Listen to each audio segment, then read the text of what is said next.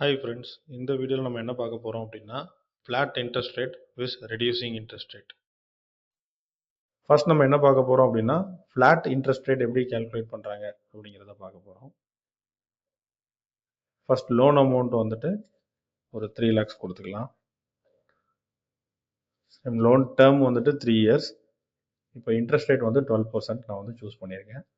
இப்போ கால்குலேட் பண்ணும்போது total interest நம்ம பே பண்ணுறதால அந்த 3 லட்ச ரூபாய்க்கு 3 வருஷத்துக்கு டோட்டலாக நம்ம கட்டக்கூடிய இன்ட்ரெஸ்ட் வந்து ஃப்ளாட் இன்ட்ரெஸ்ட் ரேட் விகிதத்தில் கால்குலேட் பண்ணும்போது 1,08,000 ரூபாய் வருது. ஒரு லோன் அமௌண்ட் வந்து 3 லட்ச ரூபாய், 12% ரேட் ஆஃப் இன்ட்ரெஸ்ட்டில் ஓவராலாக நமக்கு வந்து 1,08,000 ரூபாய் இன்ட்ரெஸ்ட். ஸோ 3 lakh ப்ளஸ் 1,08,000 டோட்டலாக வந்து 4,08,000 ரூபாய் 3 வருஷம் முடிவில் நம்ம கட்டணும். ஸோ இதில் இஎம்ஐ எப்படி கால்குலேட் பண்ணுறாங்க அப்படின்னா இந்த total repayment divided by 36 months, அதாவது 3 வருஷத்துக்கு மந்தாக கன்வெர்ட் பண்ணும்போது 36 months வருது. So total repayment divided by 36 போடும்போது உங்களுக்கு இந்த இஎம்ஐ கிடைக்கும் 11,333. ஸோ இப்படி தான் இது கால்குலேட் ஆகுது. இதில் என்ன அப்படின்னா பிரின்சிபல் அமௌண்ட்டுக்கு 3 வருஷத்துக்கு எவ்வளோ இன்ட்ரெஸ்ட்டோ அதை அப்படியே ஆட் பண்ணி அப்படியே மந்தாக இஎம்ஐயில் கன்வெர்ட் பண்ணி கொடுத்துருவாங்க. இப்படி தான் ஃப்ளாட் ரேட் வந்து கால்குலேட் ஆகுது. இப்போ நம்ம ரெடியூசிங் ரேட் எப்படி கால்குலேட் ஆகுதுங்கிறத பார்க்கலாம். சேம் அதே தான், 3 lakhs போடுறேன், இன்ட்ரெஸ்ட் ரேட் 12, டென்யூர் வந்து சேம் அதே 3 years. இப்போ பாருங்க, இதை கால்குலேட் நான் கொடுக்குறேன்.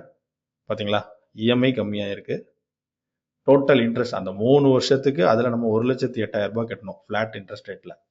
பட் இங்கே பார்த்தீங்க அப்படின்னா 58,715 தான் வருது. இது எதுக்கு அப்படிங்கிறத சொல்கிறேன். ஸோ டோட்டலாகவே வந்து 3 lakh ப்ளஸ் 58,000, 3,58,000 தான் 3 வருஷம் முடிவில் நம்ம கட்டுறோம். வாங்கக்கூடிய கடன் வந்து 3 லட்ச ரூபா, எக்ஸ்ட்ராவாக 58,000 தான் பே பண்ணுறோம். சேம் இதே தாங்க, டோட்டல் பேமெண்ட் டிவைடட் பை 3 yearsனா 36 months டிவைட் பை 36 போட்டால் உங்களுக்கு இந்த இஎம்ஐ கிடைச்சிடும். ஸோ ஏன் இப்போ வந்து நமக்கு இன்ட்ரெஸ்ட்டில் கம்மி வருது அப்படிங்கிறத பார்க்கலாம். இங்கே பார்த்தீங்க அப்படின்னா ஃபர்ஸ்ட் இயரில் February month நான் ஃபர்ஸ்ட் இஎம்ஐ ஸ்டார்ட் பண்ணும்போது மந்த் இஎம்ஐ அதில் கொடுத்துருக்க மாதிரி 9,964. ஸோ இதில் வந்து இன்ட்ரெஸ்ட் 3,000ம் பிரின்சிபல் வந்து 6,964 தான் பே பண்ணுறேன். அப்போ நம்ம 3 லட்ச ரூபா கடனில் ஃபர்ஸ்ட் மந்த் கட்டின பிரின்சிபல் கழிஞ்சிரும். அப்போ பேலன்ஸ் நமக்கு எவ்வளோ இருக்குது, 2,93,036 rupees இருக்குது. இதுதான் செகண்ட் மந்தில் போகும். அப்போ இன்ட்ரெஸ்ட் குறையும், அசல் கூடும். இங்கே பார்த்தீங்களா, மாதம் வந்து நம்ம கட்டக்கூடிய அசல் வந்து ஃபஸ்ட்டு நம்ம வாங்கின கடனோட அசலில் கழிகிறனால வந்துட்டு அப்படியே அசல் குறைஞ்சிக்கிட்டே வரும். ஸோ இங்கே இன்ட்ரெஸ்ட் ரேட்டும் அப்படியே குறைஞ்சிக்கிட்டே வருது. மாதம் நம்ம கட்டக்கூடிய பிரின்சிபல் இன்ட்ரெஸ்ட் ரேட் குறைய பிரின்சிபல் இன்க்ரீஸ் ஆகுது பாருங்கள். 2வது மாதம் 2,900 ரூபா வந்துட்டு